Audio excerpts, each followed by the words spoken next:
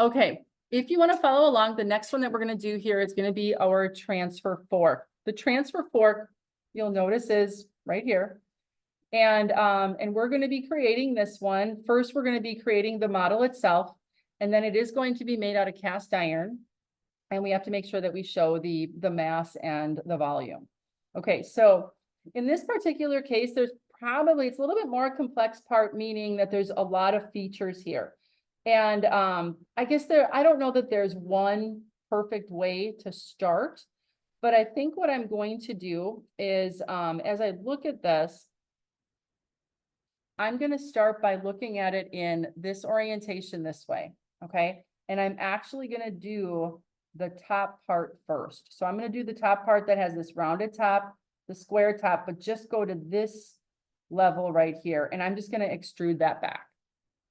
And I'm going to make it just going to make it a solid thickness to start. Then what I'm going to add is on this end, I'm going to add then this arch, or the feet, if you would, and then the feet on the other end, and then add the cut probably through the middle and then the holes. I'm thinking that's how I'm kind of looking at it.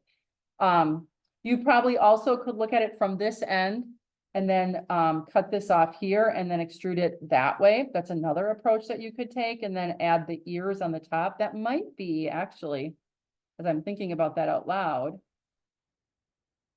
Yeah, actually, I don't think it's going to save any number of features. So I think it's kind of a horse apiece, whichever way you want to look at it. So I'm going to look at it the way that I had said earlier. So I'm going to go from this direction. I'm going to draw this top part here as a solid first, and then I'm going to add the feet on one, or add the feet, go all the way back, do a cut this way, a cut that way, and then add in the holes. I think that'll be good. So I'm going to go to SolidWorks. And we are going to start new, part IPS ANSI, and I'm going to hit OK. Now I'm going to go to features, extrude boss base, and I'm going to assign that my front plane. And my origin, I'm going to look at my part here. I'm going to assign my origin to that corner right there. Okay, that corner right there. That's going to be my origin. So I'm going to do a line this way, horizontal, up, down, over.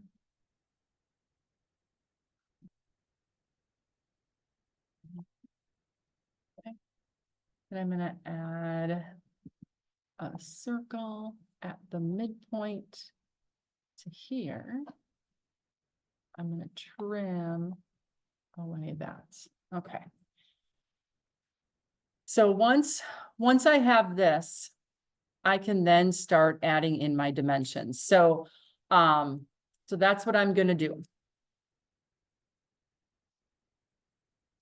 Overall is 5 inches. So smart dimension here, 5 inches.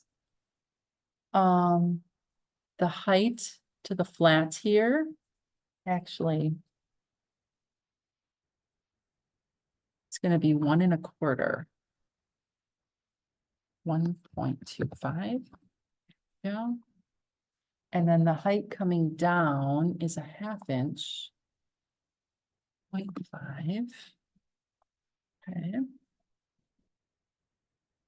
Then from this center, oopsie, I had to be in my dimension. From that center to the bottom is going to be 1.25 as well. Ooh, what happened there?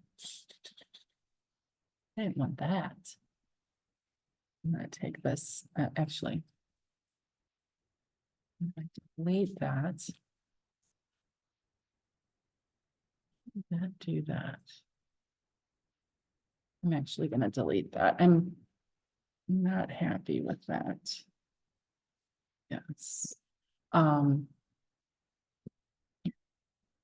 So I'm going to redraw this. Sorry, that didn't act the way I wanted it to. So I'm going to redo the geometry to hopefully be better. So I think I'm gonna, instead smart dimension this width before I put the radius on the top.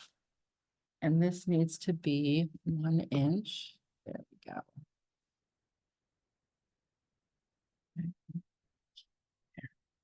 And now I'm gonna put that radius on top in the middle here. I will trim away that. And I know why. Then I'm gonna add a relation between my point and the top of the line there. And I want those to remain horizontal. Okay. The other thing that I want to occur is that since this is 1.25 and this dimension is 1.25, if again, design intent wise, if I think that that's always going to be in line with one another, I can make those, that center also to be horizontal. Oops, I think I picked the point instead. Sorry, I want the line. Add a relation to the line and the point. Oh, those aren't gonna, it's not gonna let me do that. So I guess I have to dimension this from here to here. 1.25. There we go. Okay, so now it's got that fully defined. So the trick here was, the reason that it kind of went off kilter was I needed to have that endpoint in line with the center so that it stuck with it and it went up and down with it together. And then I just need a distance for this. This is going to be 1 inch. There we go. Okay, so it looks like I'm fully defined. So I'll just kind of let that sit there for a moment. If you need to compare your sketch to what we have here. Okay. Now what I'm going to do is I'm going to extrude it as a full thickness. Okay. So when we look here, the full thickness is 1.75, right? So, and then I'll add a cut a little bit later to go down the middle. So I'm going to exit my sketch now, and I am going to do a mid plane because there is an axis, if you would, or a plane of symmetry. And this is going to be 1.75 wide. So it evenly distributes that on either side. Okay. All right. So that looks good to me. So I'm going to rename this as top extrude.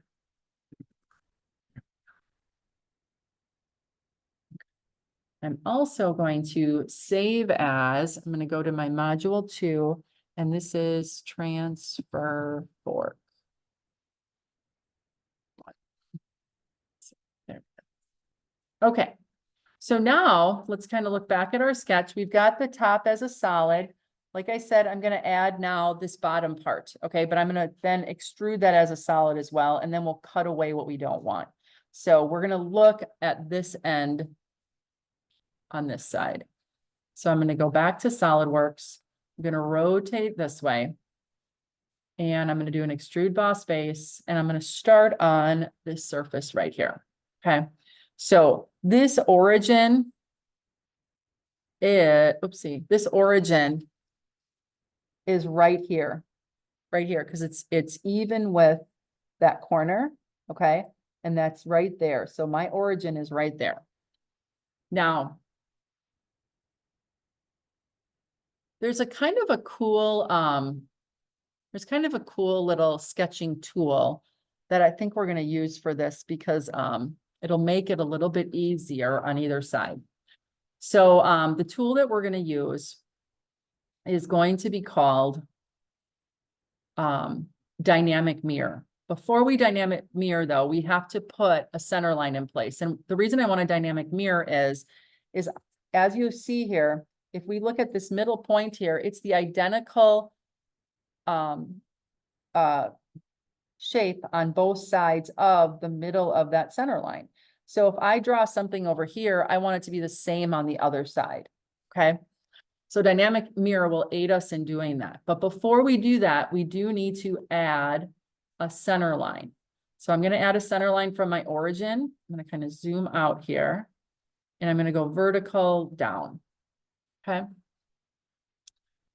Now, to get to dynamic mirror, it is not in our sketch ribbon up here. What we have to do is we need to go to the tools, down to sketch tools, and then up to dynamic mirror.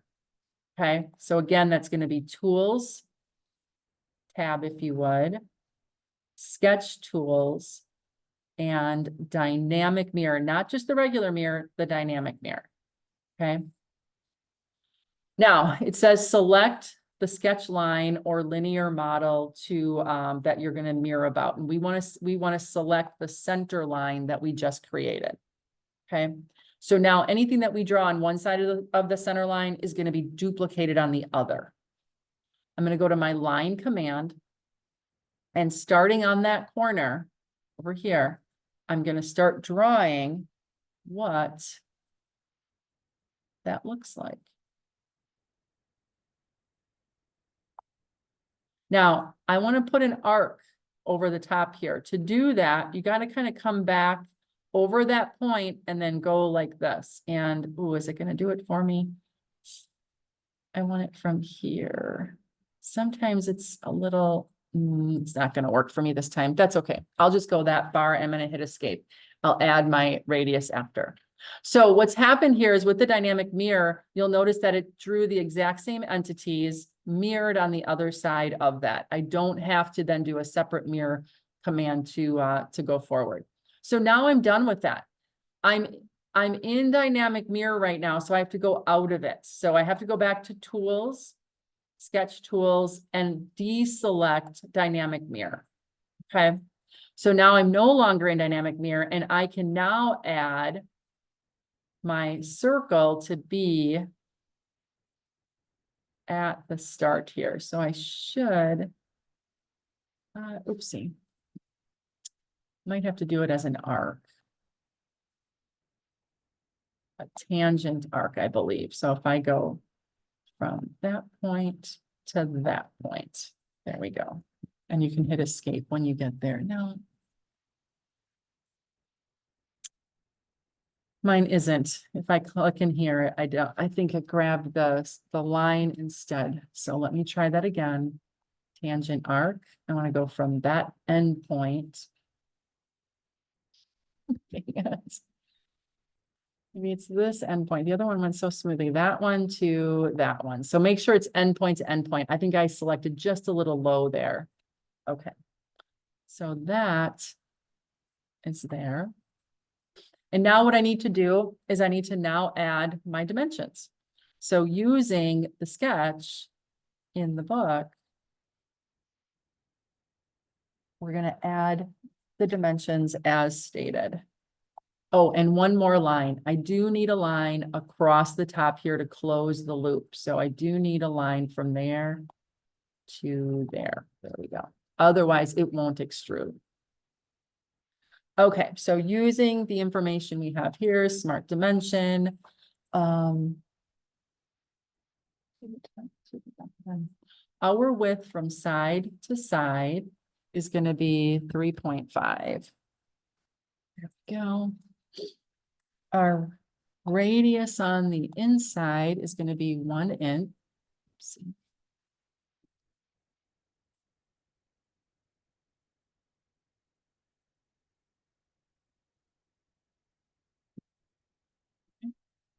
I'm going to do it this way.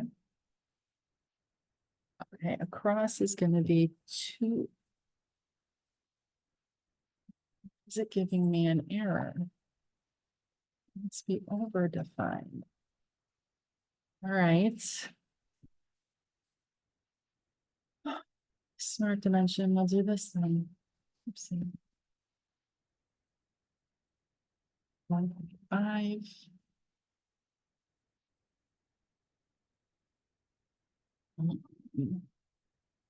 Center to here is 0.75.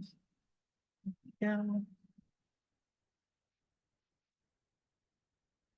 2.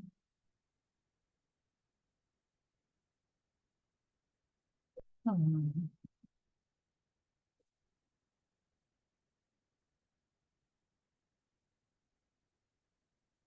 7, 5. How come it's not letting me put the dimension in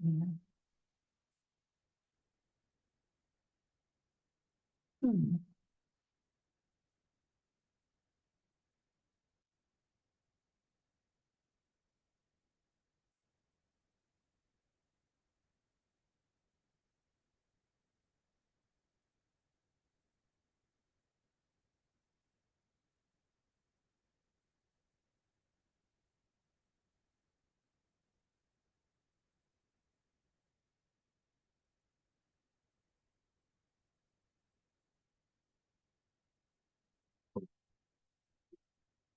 Yeah, we need that one. So 3.5 minus 2 and. Oh, now it's fully defined. Okay. Oh, I think it's because we had the mirror on either side. It didn't need those dimensions. So, okay. All right. All right. So we are fully defined now. So, but I still am a little. How does it know?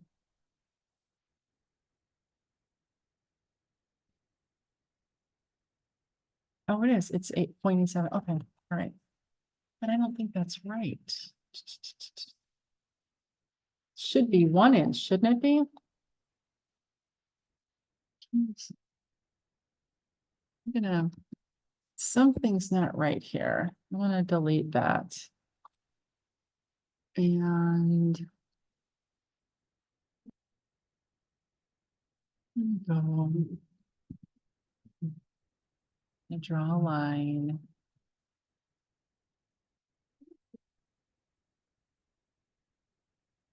Should be a diameter of 2 inches. So those need to be further out. Yeah. And I know that this needs to be from here to here. And that is 0.75. Okay. So I'm gonna delete that, delete that, delete that. Okay. And I'm gonna add in a dimension, but then I'm gonna is that a line? I want to activate that quadrant like I did last time. Go like this. There we go. And then do that same thing at this endpoint. Activate, come straight down and go up. And then trim that and that. And now add those dimensions back in. That we have 7.5 and then this one. There we go. Okay. So, yeah, for some reason, it wasn't letting me change that radius once we had mirrored those on either side. So I had to delete those couple of features. So. Okay. So now I can exit. And the process that I'm going to take now is I want to extrude this the entire length along here. So I'm not going to do a mid plane. I'm going to do an up to surface and go on this back surface here. So it'll be a solid going all the way through. There we go. So I'm going to do another save. Okay. So right now, that didn't go as smoothly as I had hoped. Are there any questions for anybody that's watching?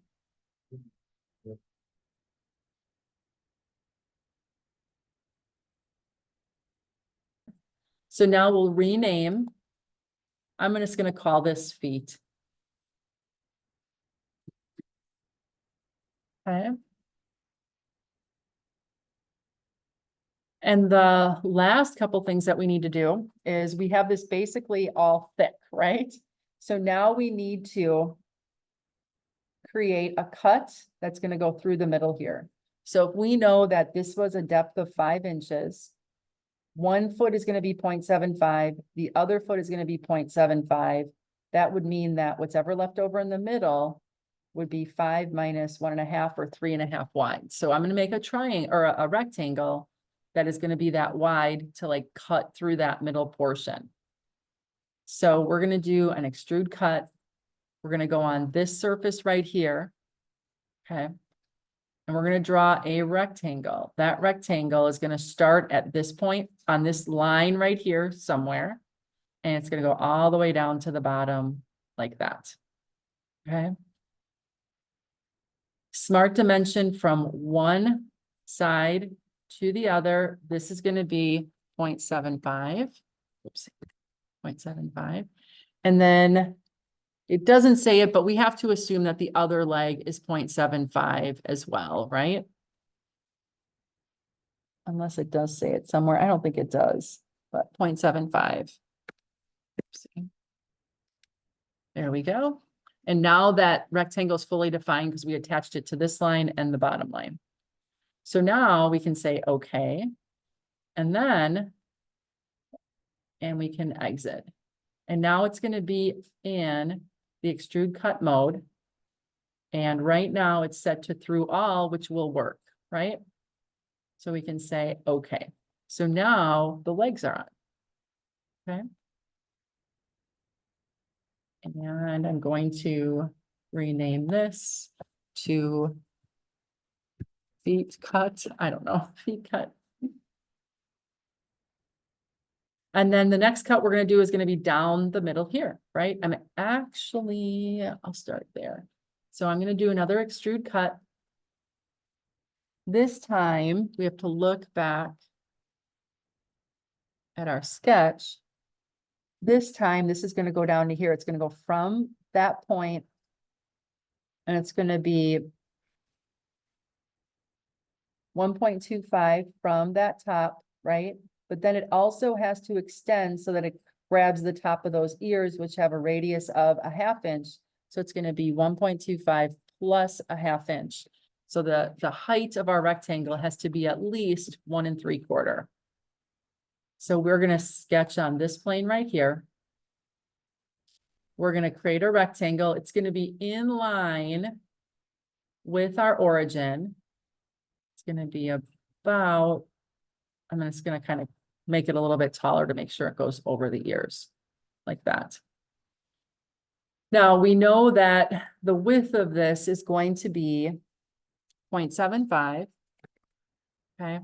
And then from the origin to one side, it has to be half of 0.75, which is 0.375. Okay. And then we need to, it's on, how come it's not coincident with the origin yet. So we have to add a relation so that this line and the origin are coincident. It has to be, we drew through it, but we didn't make it coincident. And then the last thing we need to do is add a height to our rectangle. So I'm going to go like this. We said it had to be at least 1.75. So I'm going to say I'm going to call it 1.8, just so it's slightly over the top so it catches the top of the ear. And now we drew this sketch to cut all the way through, right? So we could accept that. We can do an exit and we can do a through all on our extrude cut. And there that is. And we're going to rename that to be, I'm going to call it top cut. I don't know. Expand out each one of those sketches to show that they're fully defined. Do a save. And now the last feature is just adding the hole, right? So we just need to add the hole there. So it's a 1/2 inch hole. So we're going to do an extrude cut on that surface. Add the hole, activate the radius, grab that same center. Okay. This is gonna be 0.5 diameter. And then here again, fully defined because it shares the same center as that circular portion. I can exit my sketch. It is gonna wanna do a through all. The through all will go all the way through, and which will be totally fine. If you wanted to not have it go as wide as the part, you could do up to surface and click that back surface. It will still function exactly the same way if you do through all. So that's through both of those. There we go. So we'll rename that feature. It's going to be the hole. There's only one hole, so we can just call it that. Expand that out. And I'm going to do a save. Okay. And then the last thing is to assign the material. So I'm going to go to the material, left click it to activate it, right click, edit material. This is again going to be cast iron. So we're going to go to iron and ductile iron. Make sure it's English and apply and close.